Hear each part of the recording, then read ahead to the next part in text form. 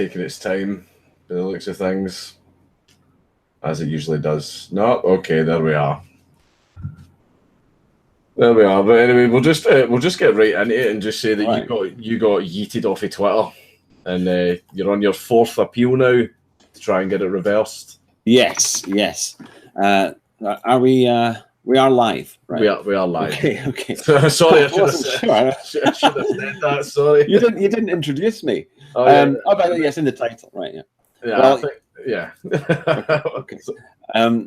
So I wasn't sure. Okay, so yes, I got banned from Twitter last Friday, the 28th, which is now 5 days ago, and I had posted a response, a reply to someone else, and like earlier in the day or maybe the day before. And it was a statement of fact. It's a fact that has been reported by Wikipedia, Channel 4, God knows where, the BBC, I would imagine it must have said this at some point. And because it's a well-known thing. And it's definitely been reported by the Federal Bureau of Statistics and the FBI in America. And the fact is that black men are more prone to committing violent crime than white men. And that was the exact wording of my tweet, this reply. It was in a discussion thread, and I was careful with the wording. I didn't want it to be over the top or unnecessarily offensive, but I just said that. I said they are more prone because they demonstrably are more prone to committing violent crime. And I could have said than other races or other ethnicities or other population groups or whatever. But I said white men because it must have been relevant to the thread. So that's it. That was, I think, earlier on Friday.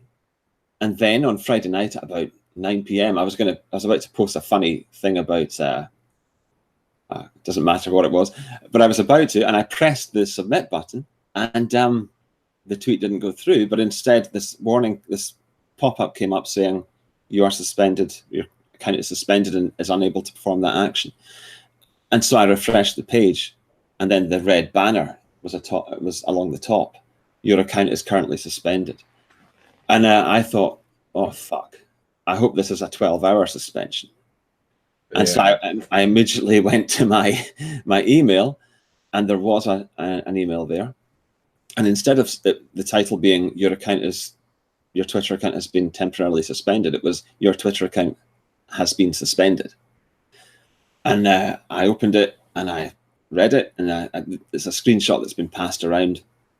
And they said that I had violated their policy on hateful conduct.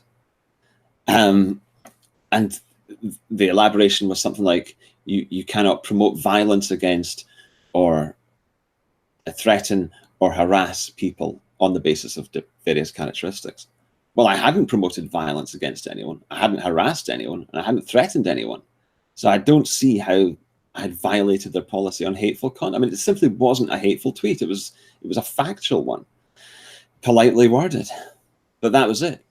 And so I immediately launched I should say that I received the same ban back in early June, but I managed to get it overturned. It was a permanent ban, but I got it overturned. So I immediately lodged an appeal, and that 24 hours later was rejected. And then I tried again and again. All three were rejected, and I've lodged a fourth one now, but it will be rejected as well. And the response each time is exactly the same. It just says, whatever I've said, it's just the standard response, you have violated our policy on hateful conduct. So that's it. That's the story. And I had 22,000 followers, just under that. Been using that account for 4 years. It's associated with my YouTube channel, Millennial Woes. And fuck's sake, it's been a hell of a week since then. Twitter does seem to have a problem with what's known as uncomfortable truths, or as hate facts, as people like to call them. Now, I know, obviously, like, it is true, according to the FBI statistics, that black males do commit more crime than white males. Well, the reason for that, me and you will probably disagree on, but it doesn't matter. It's just the fact is a fact. No, exactly, but that's the thing is, in order for any kind of conversation to happen around that information, then people have to actually state the fact in order to be able to actually talk about it. That's the first stage to having a conversation of any kind. Yeah, exactly. But Twitter have instead sort of just went, nope, and put the blinders on.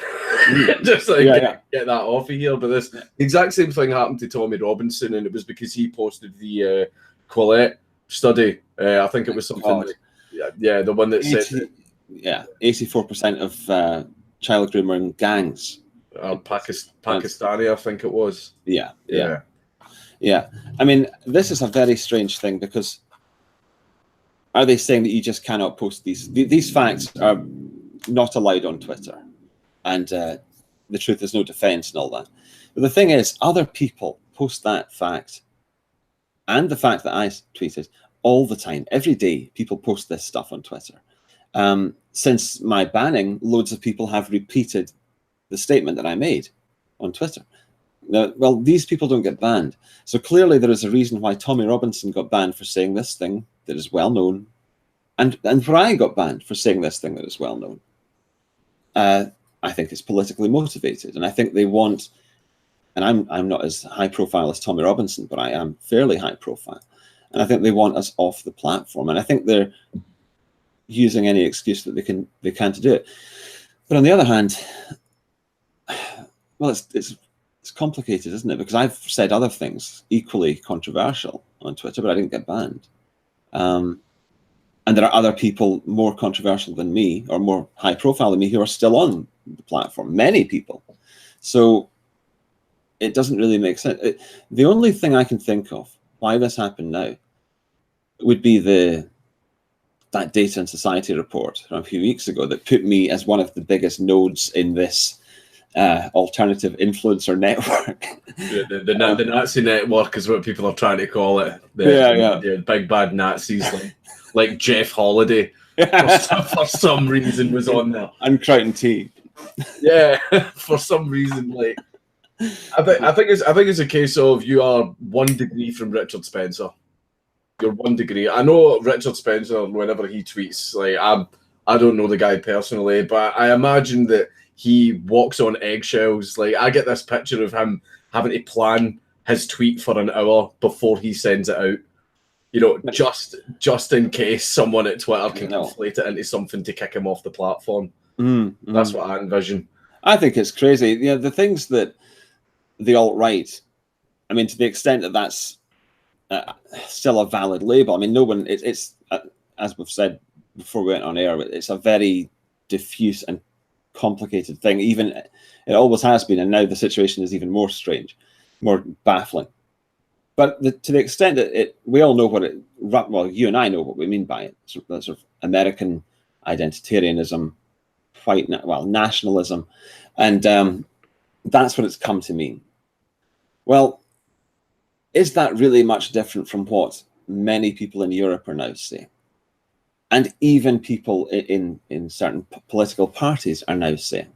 So if the alt-right is so controversial and dreadful and unacceptable, then basically many people are who are not associated, who do not get associated with the alt-right. Now they're still saying the same things as the alt-right. So this implicates many people. I don't know. I keep saying many because we are necessarily talking about large numbers of people who are going to get hit by this kind of censorship. And I should say, it's not just censorship. Now, censorship would be they force me to delete a tweet. This is deplatforming, which is of another order. You know, I mean, it's very scary. I mean, because you just assume. Obviously, people said to me lots of times, you could get banned. You know, you could get banned. Yes, of course. But you just assume it's not going to happen to you. Or if it does, it won't be that bad. I can tell you it's been a fucking nightmare. It's been a really scary experience because you suddenly feel powerless. You know, you had this power before. You had this ability to reach the public, 22,000 people. But it's not the public, really. It's mostly my fans. But still, now you don't have that ability. And it's the power that social media has. Like, see, for example, you could, Buchanan Street in Glasgow, stand on a box and scream your ideas for 12 hours, and you don't have that would not give you anywhere near not even 1% of reach that social media can get you. Yeah. And social media, they know that they have this kind of power. The vast majority of discourse now happens online. Well, exactly. So basically, it's a case of, you know, it's a megaphone, a gigantic megaphone for ideas.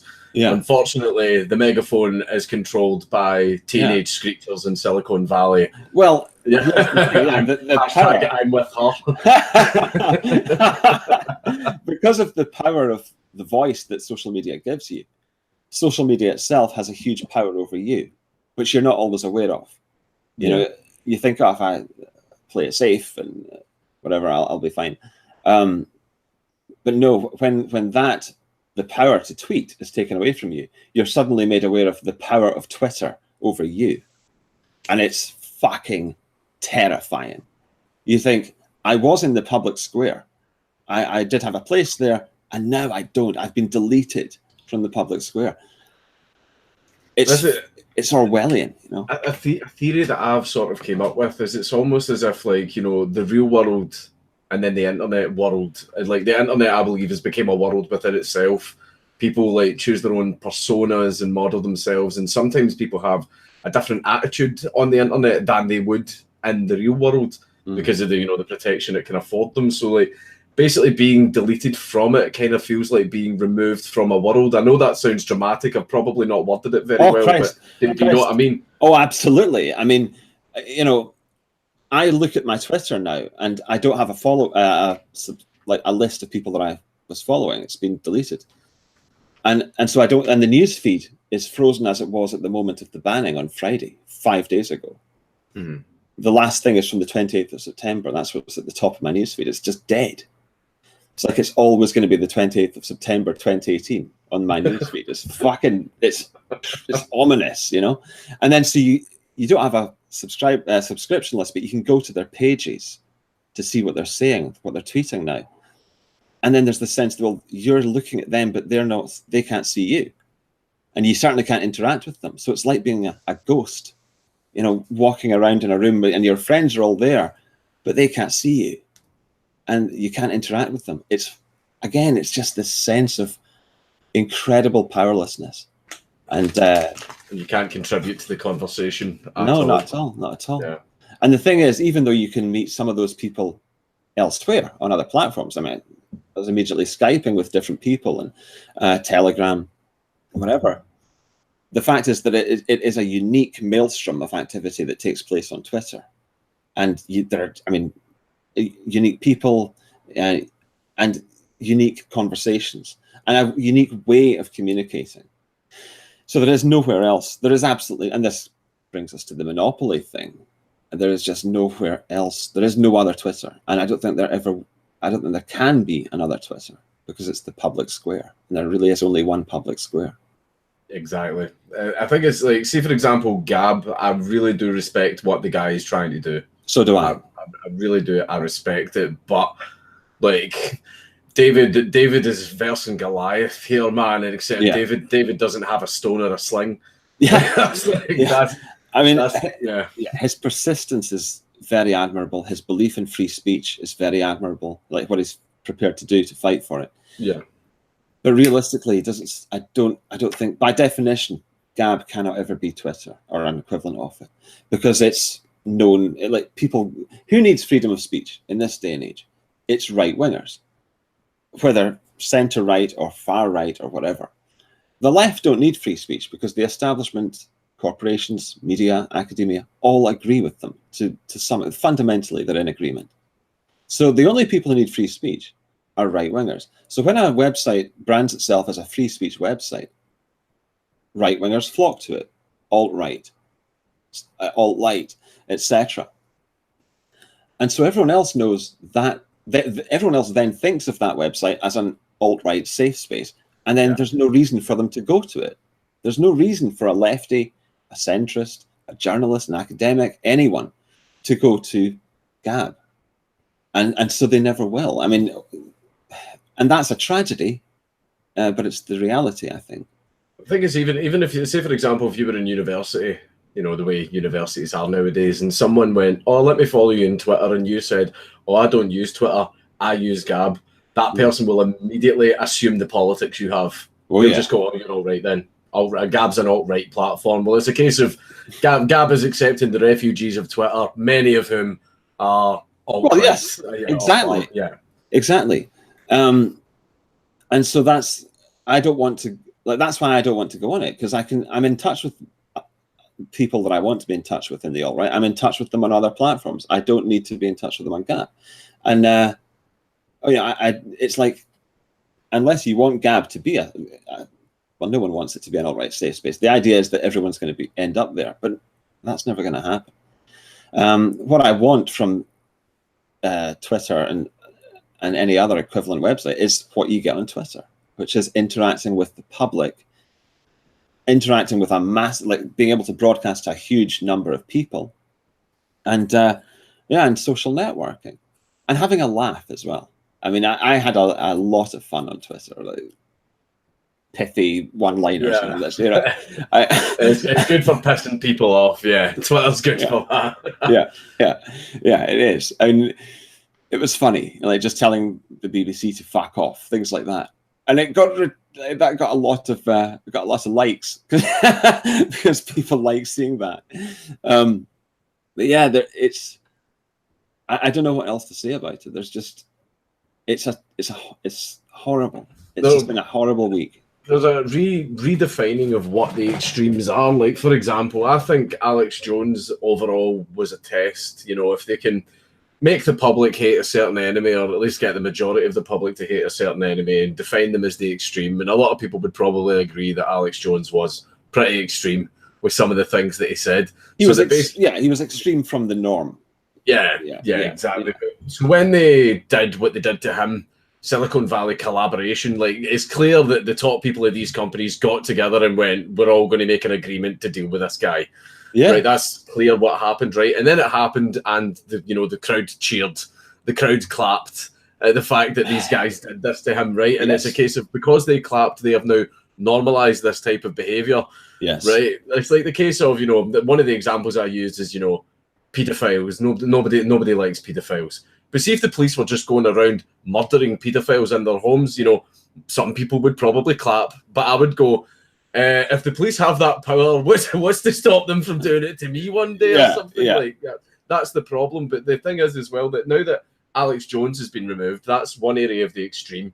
So basically, something lower than him is now the new extreme, which would probably be the alt-right. And then if Silicon Valley gets rid of everybody in the alt-right, then it lowers the bar. What is the new extreme? Probably the shit posters and memers and all that type of stuff as well. Exactly. Yeah. So basically, where does it end? And I've got a feeling that the end destination is one where left-wing ideology dominates the entire platform.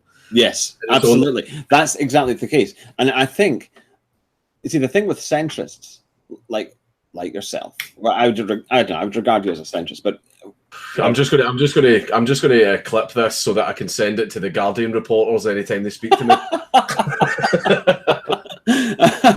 I'm sure they would trust my judgment. Well, the thing with centrists, like shitlords, is that is a sort of chaotic element, and for the left, that's annoying. Like the alt-right, that's annoying because it's directly disagreeing with their egalitarianism and all that.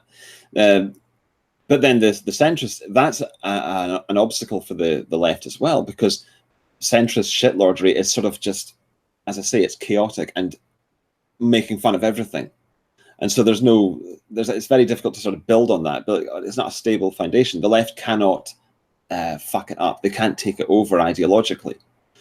So what are they going to do? They'll deplatform it. They'll silence it, so that those ideas and that sort of culture and that viewpoint on the world, that way of handling the world, can no longer spread itself. It's at the point now where, see, if I see any type of group that are deplatforming instead of meeting in debate, that just immediately makes me think, your ideas are shit.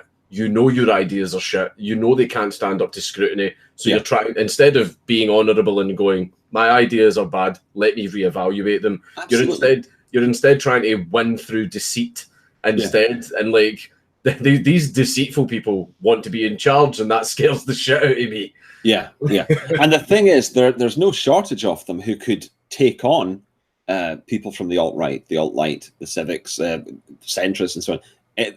No shortage of lefties who are trained in debating, etc. They could take on, if they thought they could win the arguments, they would be doing it. There's probably millions of people, well, let's say thousands of people who could be doing that. They could be going onto YouTube, volunteering themselves to win an argument on multiculturalism or mass immigration or whatever, and they never do. And this was the point that I made. Here's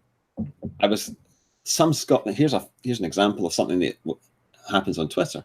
That Data and Society report, some newspaper in Scotland decided to, they were doing a coverage of an article. And so their journalist contacted me on Twitter. So that's an example of the kind of thing that Twitter's for. Yeah. And he contacted me and asked for a quote for the article. So I gave him a quote. And the quote was, well, I think the left cannot, they no longer feel that they can win the debate. So all they can do is splutter in disbelief that their opponents are being given a platform at all, because otherwise they would try to win the debate. And so they obviously feel, okay, we can no longer defend our worldview. So our only option is to just eliminate our rivals from the discourse, just delete them from the discourse. And I took that as 1488 gas the kegs now. Thank you very much, Mr. Woes. Thank you for that quote. These centrists really are wild. Journalists are a lot of fun, man. A lot of fun. No. He actually just quoted it as exactly as I'd given it, which was quite good. He quoted the whole thing. Well, it's not like them. No, it's not. No, it's definitely not. But it was like a paragraph, and I think he just decided to put the whole thing intact. But yeah, of course, the rest of his article was absurdly biased. But that I'm not going to go into that now because it's a different issue. But that's what you expect from the mainstream media. And again, it's like that's what they want Twitter to be like. You know, in the end, they want Twitter to just be this thing that okay, another lefty pundit's going to say this thing about some person, and we're all going to pretend to agree with it. I'm just going to go on a point that you made earlier as well. See how you says that there are loads and loads of people on the left who could be like, people consider me left, centre, right, alt-right, communist, you know, depends who you ask. But like, depends on the day of the week. Yeah, it depends what newspaper they work for. But in fact, according to some people on the far right, I'm a trap loving degenerate. That's the common one. I'm a communist degenerate. But like, see, one of the things that came out as well is they actually did a study, and it turns out that a lot of people want. Apparently, they did a data survey for young people, and apparently a lot of them want to live under communism, fascism, and all these other types of things, right? And I see what you said earlier, where there are people out there who have the ability to debate, but they don't come forward to defend it. Instead, they're going, I want the state to do it for me instead. And I think it is because this generation has been babied so much, and they've never wanted for anything in their life. Remember that whole good times thing we were talking about? They're not used to fighting their corner. They're used to having things done for them, which is why they're quite happy to get the state to do it on their behalf, instead of actually getting up off their arse and, like, you know, being a man and doing it themselves, because they've not been raised like that. I think they haven't been educated to judge things fairly and to think analytically. I mean, you can see this when you listen to a humanities student. You know, just pick one at random, average, stereotypical humanities student. You can hear that they have not been trained in critical thinking or objective analysis. They are simply ideologues. They've just been pumped full of this ideology by some Marxy professor, and so that means that they then need the ideology, and well, whatever you call it, the state or the corporations, social media, they need them to reinforce it for them, because they can't do it themselves. You know, they need to be protected from ideas that they don't understand, because they can't critically evaluate those ideas themselves. So, yeah, I think from that point of view, yes, I think a lot of young people today will welcome this this kind of censorship, because it's they like to be. And this is the other thing, and this gets us into other territories. But I think people of all political flavors do like to have an enemy to hate, and I think a lot of people like to believe that there's just nothing worse than, for example, noticing that race is a real thing, genetically or whatever. And so anyone, and so that then becomes this like the witch in the village. It's the worst thing. You're the evil one. And so they welcome somebody punishing that person and deplatforming them, and then that makes them feel good about themselves. I approved of the witch being burned, kind of thing. Yeah. So yeah, it is a strange, and it's unfortunate. But on the other hand, I think that the young people today there's definitely a rising current that believes in, well, absolute free speech. What would you say about that? I think that there are people coming forward who do believe in it.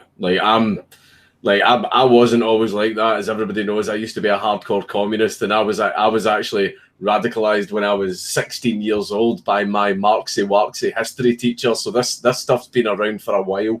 It's just reached its peak in the last little while. But more and more younger people, as I'm noticing, see how the people that are sort of, maybe just a little bit younger, in fact, I don't know how old you are, but maybe just a little bit younger than me, like late 20s. Yeah. Like, I'm noticing that those are, the SJW soy boys, oh, state, please take care of every aspect of my life type people. But I'm noticing a lot of the younger generation are right-wing.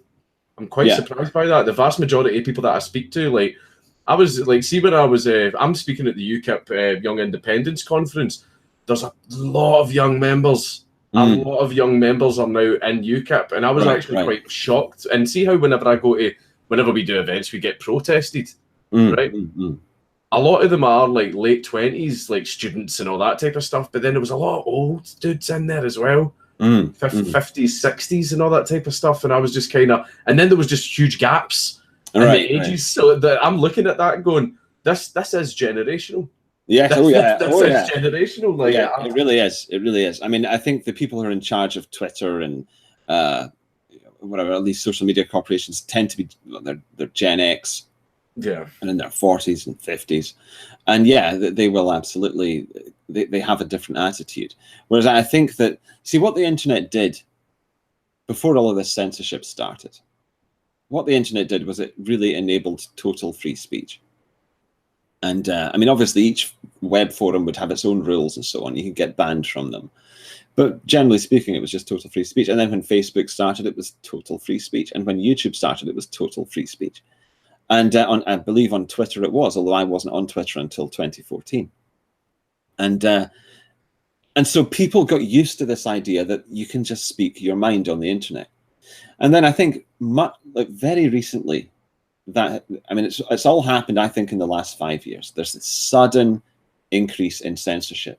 And the idea, the very concept of deplatforming, I don't know when I first heard that word, but it's recent, it's off this age. And so now everyone is treading on eggshells, worrying that they're going to lose their Twitter, their Facebook, their YouTube channel, etc., their Instagram, and so on. There's this feeling of it being, it's tense. Yeah, I think I know the reason why there has been such a clampdown in censorship. Basically, the internet got invented, and it was a beautiful thing. It literally allowed the world to communicate with each other, like an age where I can talk to my friend in Australia and he can receive my messages in real time, right? The world to communicate so effectively, but then communication comes sharing information, and basically information is getting shared all over the world, and making people a bit more aware of how things really are. They look at other countries, examine other situations, and compare it to their own, and they're sort of starting to ask questions. And the people at the top, me and you, may disagree on who that is, but I believe it's globalists, right? And that's the word I use because it's the word that I think is accurate. Yeah, but I believe that they've realized that can cause their power a lot of damage. Yes. Right. The people, the elite, the ruling elite, they believe that threatens their power. So they've went, shit, this is causing a lot of damage, get rid of it, censor it. And I think they realized a little too late, which was fortunate. Yes. Yeah. But because by that time you had a generation who'd grown up with total free speech. And of course they've also grown up with 4chan and 8chan, where it's no holds barred. So yeah, it does strike a lot of young people, I think, as just unseemly and unnatural for ideas to be, banned, and people, especially people, to be banned. I mean, that is just like depersoned, unpersoned, whatever you want to say. It's eerie and unethical. I think a lot of young people see it that way. I mean, of course, you've got the SJWs and Antifa who will be jubilating. When I got banned, I noticed Jared Holt. He tweeted about it, and he got like 500 upvotes, 500 likes on that, or maybe more by now. And so you've got a lot of people who just are gleeful about somebody being denied their freedom of speech. Yeah. And I know that someone else will take that out of context and say, well, you haven't been denied your freedom of speech. You've just been denied access to Twitter. But just fuck off. I mean, it's the same thing. In this day and age, it's the same thing. The thing is, as well, is I've been shouting through a megaphone for ages, trying to warn people of this. Like, the left are, clapping on and cheering about it and everything. I'm like, this will one day be used on you. A similar situation. It just happened in China. There's a group called Demosisto in China, and they are progressive as fuck. Absolute progressives, right? And basically, they got clapped and hailed in the state. They even had a chair in parliament and all this type of stuff. But then the group started advocating for Hong Kong's sovereignty, and as soon as they started doing that, China went, you should read the report, by the way, it's terrifying. China went full CIA on them, like grabbing them in the cover of night when they got off trains, like handcuffing them to chairs, interrogating them, basically saying, we know where your family live and all this type of shit, man. Like, China's another kettle of fish. China's the warning. See, if you continue this shit, look at China, that'll be us. Yeah. So, but this is the thing, is the left are cheering about it right now. See if in the future they try and go against the state in any way. The state's going to go, thank you for all these new laws you gave us. We can now use them to fuck you. Yeah, but the other part of it is that it's not just the state. I mean, Twitter is not the state. It's corporations. Yeah, corporations. I mean, that's the thing that we don't really know how to deal with at this point. It's a sort of ethical quandary. Libertarians want maximum freedom. But the only way that you can secure maximum freedom on the internet is to ensure that corporations abide by the First Amendment. Because otherwise, the millions of people using that platform won't have maximum freedom. So yeah, you've got to basically control these corporations. That's the thing is as well. I think, see if it gets to a point where, see if a media platform has been established. Like, say for example, you got Fox News, it was Republican. CNN is Democrat. That's been known since day one. So one will talk only about like Republican stuff and supporting Republicans and vice versa. And there's a bias. Yeah, that's fine because people know that.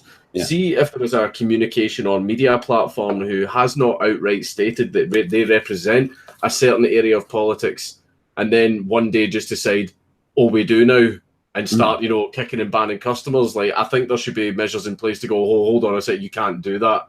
Yeah. You can't just provide a service for ages and then just suddenly discriminate who you provide that service to after doing it for nearly a decade.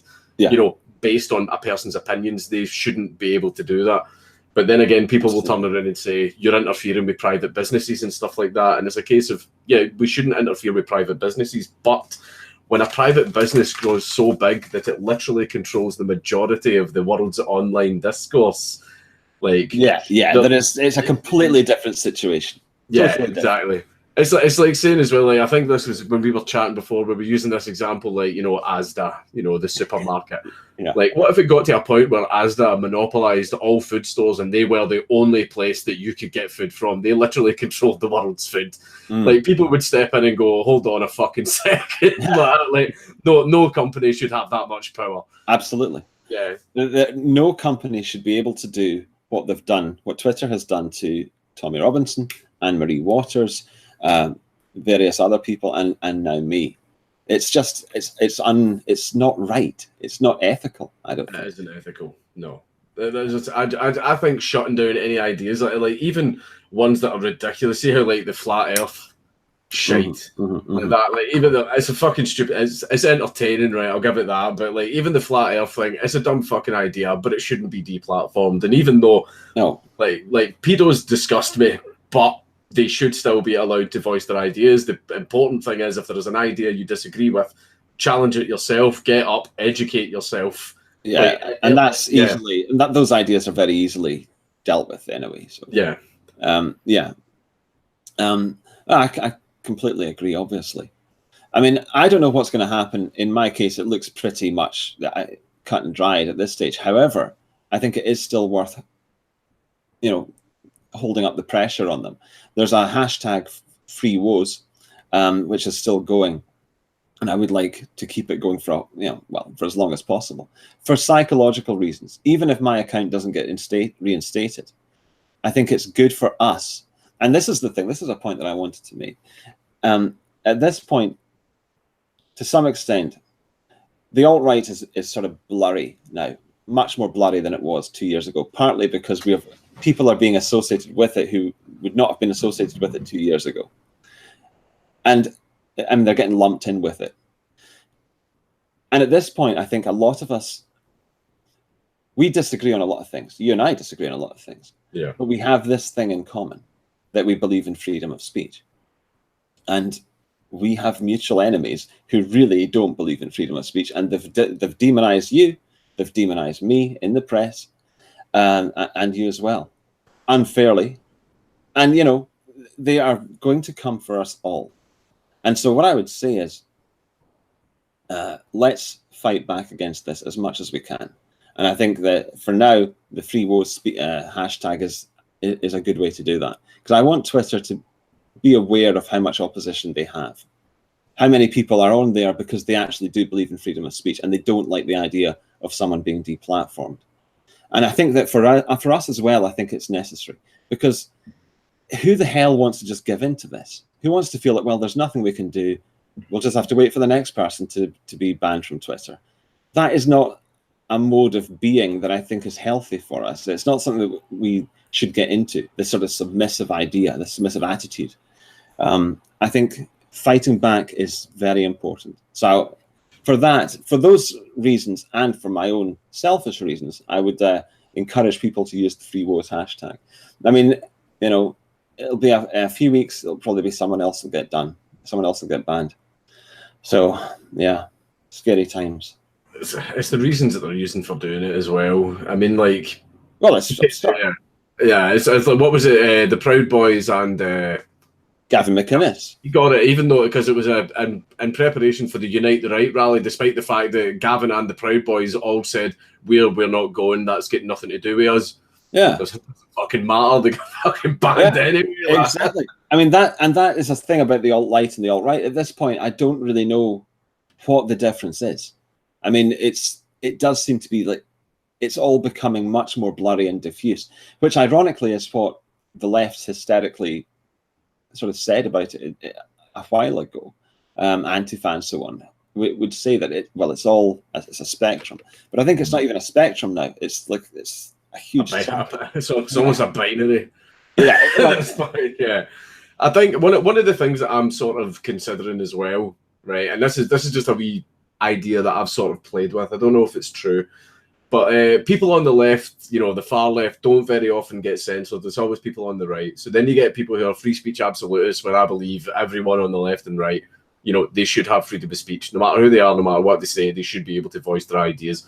But it's only the right that's getting it at the moment, primarily, like people on the right, which basically means that for example, of me coming out in defense of you right now, being deplatformed, I'll immediately get painted as a racist and a bad guy. Same would any other, free speech person that comes out and defends you, right? Yeah. So it's only, but like I'm not accusing you of anything. I'm thinking like a Guardian journalist, right? But so basically, the free speech people who believe everyone should have free speech are going for the group that are being most attacked, which is the right wing, which means that if they try and protect these people, everyone, being as brainwashed as they are, is going to go, you're defending racists, you're defending Nazis, you're defending fascists. They'll then associate free speech advocacy with being those terrible things. And basically, I don't know if it's a purposeful ploy to sort of discredit like the free speech cause overall. I think it has a polarizing effect. I think it just, as I said earlier, it's like you and I are in this together, even though we have huge disagreements about things. We have to fight against them because they are lumping us together, whether we like it or not. And we've got it's a fucking war, and we've got to fight it. Yeah, that's just the reason I've got it right now is the whole enemy of my enemy is my friend like type of thing. But then there's also the fact as first they came for Alex Jones, then they came for the alt-right, then they came for the shit posters. It's going to happen. Like the extreme, the bar for what's extreme is going to lower. Absolutely. First they came for the Daily Stormer. That was an extreme website, and partly satirical, partly serious. Who knows? It's a very strange thing, but that was just, they've got no time for that. That it was fucked a year ago, and then Alex Jones, and now they're going to go for other people, and Jared Taylor as well of AMREN, American Renaissance, he was deplatformed from Twitter in, I think, November last year. Yeah. And he's a really sweet, he's a nice guy. He's a reasonable guy. I think that is maybe why he was the first to go. When Twitter announced that they were going to get rid of a lot of people, I think it was sometime in November or December last year. And he was the one. And it's, again, I think that was another body blow. It's like there's another kick in the stomach for a lot of people, because whether you agree with him or not, you have to admit that he's not some kind of rabid nutter. He's a reasonable, highly intelligent, educated guy, and so but they got rid of him from Twitter because I don't know why. I think I probably know why. Man, just because it's raging. It's Silicon Valley. Yeah. See the same people we get that think I still get these people, even though my overall goal is a codified British constitution that protects everyone. I want to protect people from the state interfering with their life, and I still get called a fascist. Like that is, and these exact same people are the people working at Silicon Valley. They were nannied and babied their entire lives, middle class. They never wanted for anything. They were used to having their life managed and everything taken care of. They went out into the real world, realized it's not like that. So now they want the state to be their new mummy and daddy, basically, or Twitter, or corporations as well. So it's just it's fucking like, no matter how much I shake them and go, you are doing damage. Like what people on the left and right should be doing is meeting in the middle, shaking hands, and going, states and corporations could eventually fuck either of us over. So it's best that we work together to just make sure that nobody gets to have this kind of power, and then we can hash it out amongst ourselves. Because fuck corporations and fuck the state at this point. Yeah, the shit they're trying to do, they're just trying to consolidate more power. Yes, and I'm seeing it, and it's frightening the shit out of me. So that's why I'm like, can we all just work together to stop that for the time being? Because at the end, the end destination of that road doesn't matter if you're left or right. We're all fucked. Yes, I agree. So it's a scary prospect, and as I say, sometimes. It's certainly kept me awake over the last five nights. I can tell you that. I think that it's the point is they are going to come. If they're going to do this on Twitter, more and more people. They're going to do it on YouTube, and more people. And I think there is a tendency among, especially on the right. The left are really good at collectivizing and organizing. On the right, we're terrible at it. And I think we really need to get over that. And I think this idea about purity spiraling or well, I disagree with you on this. I have a different worldview than you.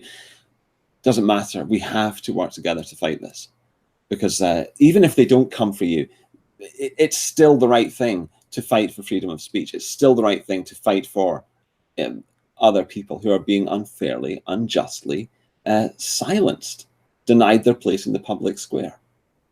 So, yeah, no more brother wars, I guess.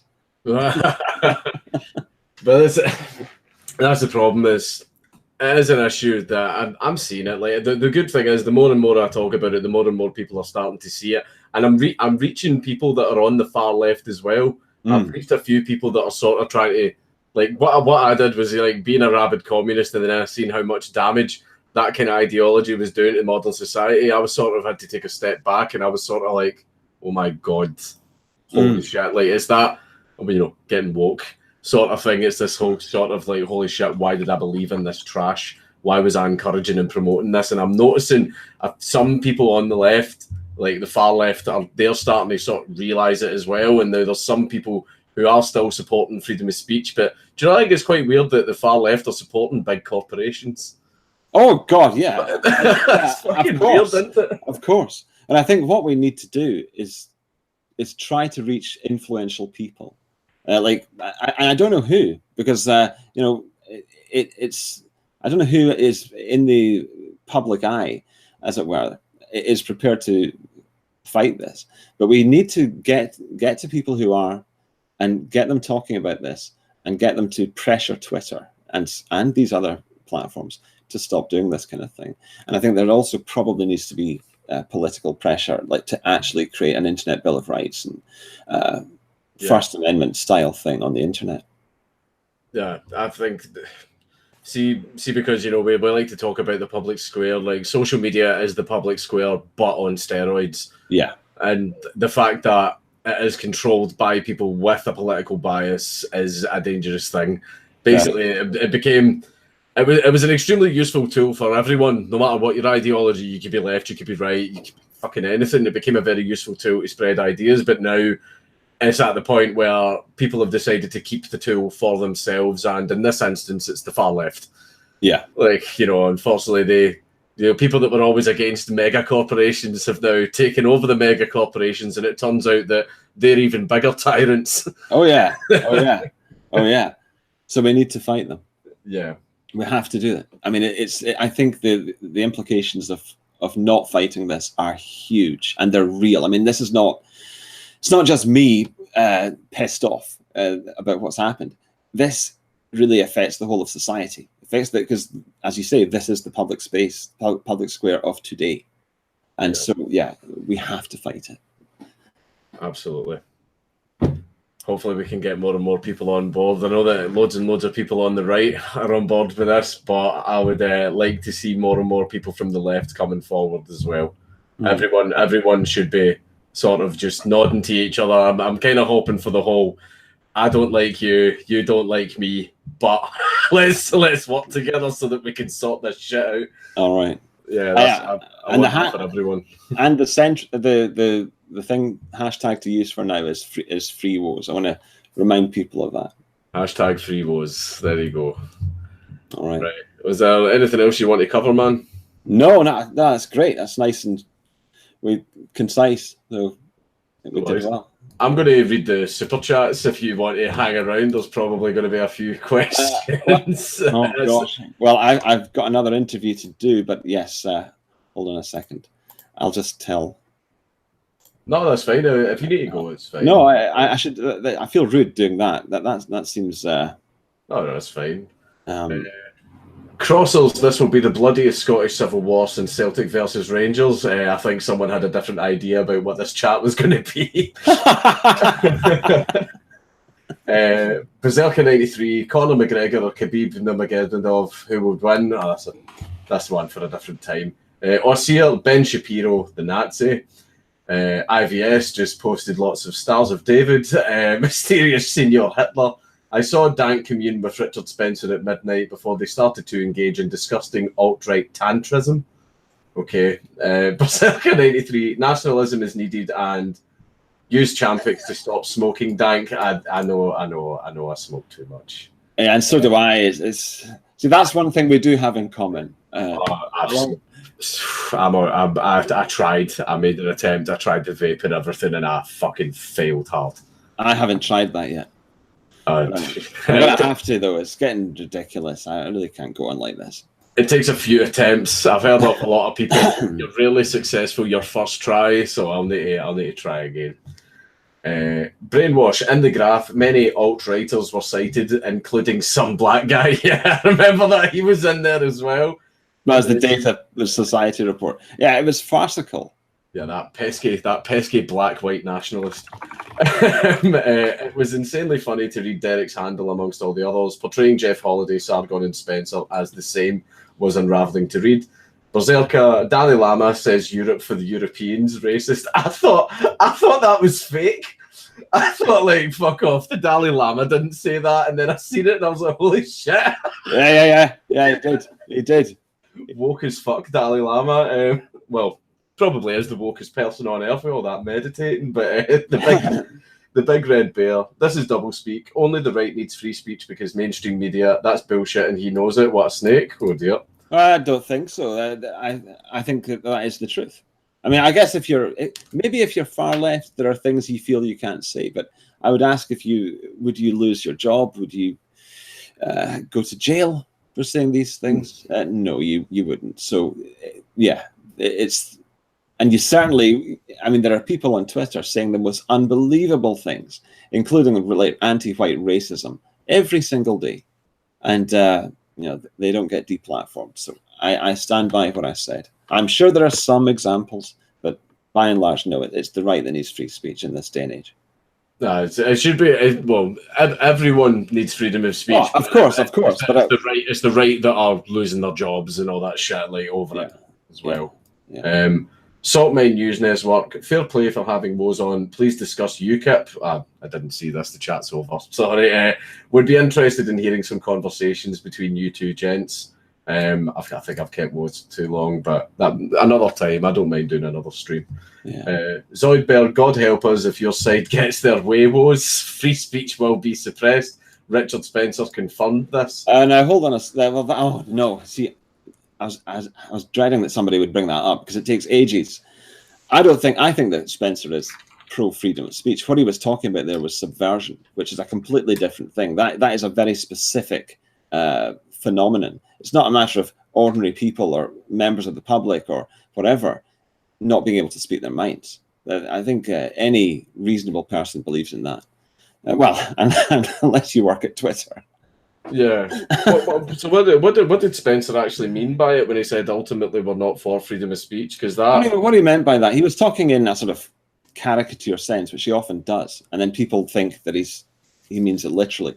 I think what he meant was any society has to protect itself, and so, for example, if you've got communist subversion in the 50s, it was right for America to be concerned about that and to try to combat it. As it happened, they failed to combat it, and that's why American universities are now the communist training camps that they are. But that original fear was correct, and we've seen what happened as a result of subversion. I would say the same thing has happened all over the West. So subversion is a very dangerous and very real thing, and I don't think it's a very strange thing to talk about, because obviously I do believe that individuals should have freedom of speech, but I think you also have to be very aware of the possibilities of people trying to kill your society off, and that is basically what McCarthy and all that was all about. So I think that's what Spencer was talking about. A society has to have some understanding of what it is, and to defend that. I think overall people should be. See if it's a case of a certain political ideology trying to sneak into the government and stuff like that and trying to get their way, like that type of thing. Is that sort of what you mean? Yeah, and also into universities to get their way, which is what they've successfully done. Well, the thing is, there is a way to be able to combat that, is to basically, even if people are able to do that and they want to use their freedom of speech to take away the freedoms and rights of others, the only way they would be able to legitimately do that is through the state. So You can protect yourself from that by establishing a state that has no method of gaining that kind of power. Basically limiting the power of the state. The state is only answerable to the people and can't infringe on its rights. So that basically means that even if 51% of the population voted we want to take freedom of speech away, the state can go, well, sorry, we can't enforce it. We don't have that power. That's the way I would like it to be established. I've still got the jury out on Spencer for that comment. It was another one of his comments that I thought was unfortunately worded. And certainly I don't agree with the idea that that we don't believe in freedom. I believe in freedom of speech. So, that's that. That's fine. I still don't trust Spencer. Just saying. The point curation and censorship now. Sky Wild. God, I knew you were going to get one like this. Woes, do you consider furries to be degenerates? I still don't actually know what furries are. You must know. I don't actually know, but I probably would consider it degenerate. Yeah, there are people that dress up in anthropomorphized animal costumes, and very often there is a sexual element to it. That sounds pretty fucking degenerate. Most people would probably agree with you. John J, best fucking friends, mad lads. IW Tomo, so glad you two are chatting. Love this. Ross Holt, I'm 16, right wing, and so are all my college friends. See, there you go. John J, Dankula, red pill your audience. Who dominates the media? Who sits atop international finance? It's not the scary Muslims, you Sivnat dummies. Well, that's open to interpretation, and there's a debate to be had. Saudis. They are. That's the thing. They do own Twitter, so it's a weird thing in that case. And who stands to benefit the most from Europe turning Muslim? I'm just saying. Colgate toothpaste. The only censorship we here at Colgate support is the censorship of toothache and jello teeth, delivered by Colgate Max Censor, pending approval from the EU. There's a running joke in my streams where people make toothpaste company accounts and advertise in the super chats. It's been a long running meme. I'm actually so happy that guy's back. Jangalee's massive. You are talking about censorship, and the moderator censored me for no apparent reason. Ironic. I don't know who that was. Sorry. Gravedigger, ask Mr. Woes if he believes in the censorship of Pringles. That's an inside joke. All right. Join UKIP today. Support the party of free speech and help destroy the EU. Join UKIP today. Day is fault. The neo-illusionist, you forget its current year. Revenue matters more than ethics. Yes, that's very true. Right now, Poll and BR is a clusterfuck. I've been pointing bad ideas from both left and right, and I've received shit for it. The extremes resonate the same. They hate to be questioned about anything. True heat is at the centre. I think it's because you went on Poll for a serious discussion. Some pretty burnt out people on Poll. I mean, you're not going to get a calm. Well, mind you, I have seen that happen, but yeah, basically, the wrong place for that. Yeah, Brainwash, tonight's stream talk has been wholesome. Thank you guys, bless your hearts.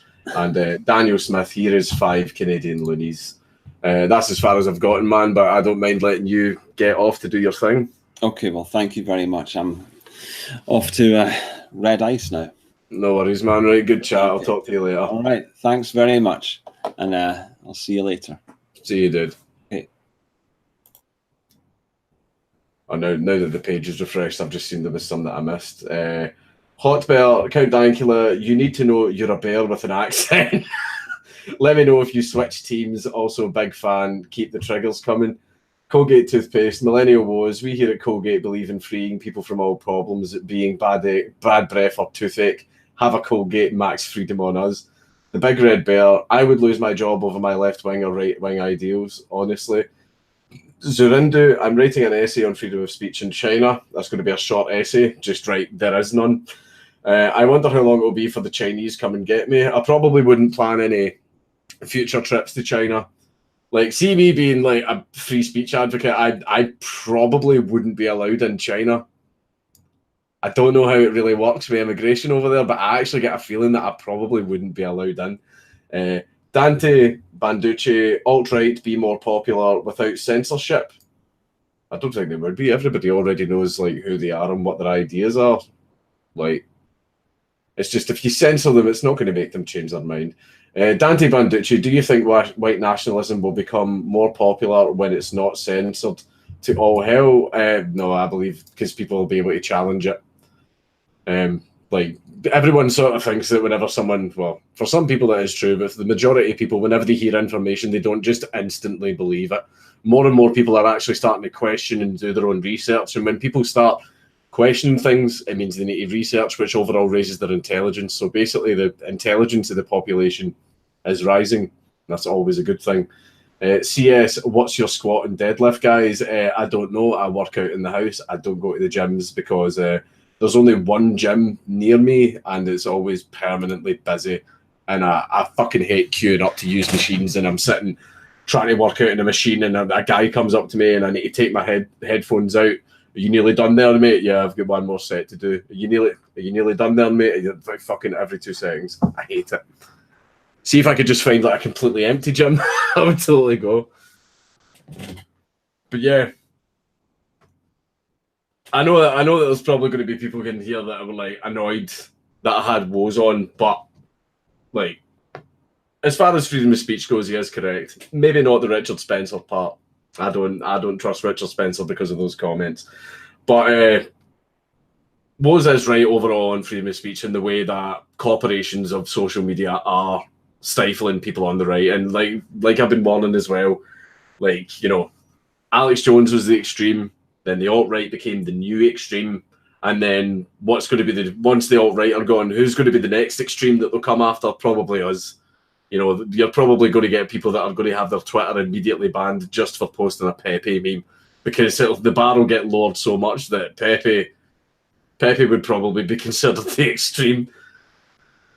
So it's just in everybody's interest. I need to get people from the left on here as well, even though technically I am left myself, but I just don't like to call myself that. Doesn't, you know, being left doesn't have many good connotations to it nowadays. But yeah, I'm going to try and get other people on as well to talk about censorship. Like, more and more people from the far left are sort of starting to realise that the problems that this can cause. So we just need to sort of hope that they get on board as well. Because I've been saying this for a while, it's in the interest of both the left and right to just sort of meet in the middle, shake hands, and agree that we shouldn't let the state and corporations have this much power. We just shouldn't do it. Okay, so that's why we had Woes on, because it was quite shitty what happened to him, because, you know, like what he posted, the fact it was true. It was true. According to the FBI statistics, it was true. Right. But even though it's an uncomfortable truth, that's no justification for a ban. That isn't a justification. What about getting Tim Pool on? I would probably ask him, actually. But yeah, I am going to bounce off and chill. But thanks very much for coming, guys. Right, it was a good chat. I need to get more people on for wee chats like this, because it's good fun. Right. Anyways, I'll see you later, guys.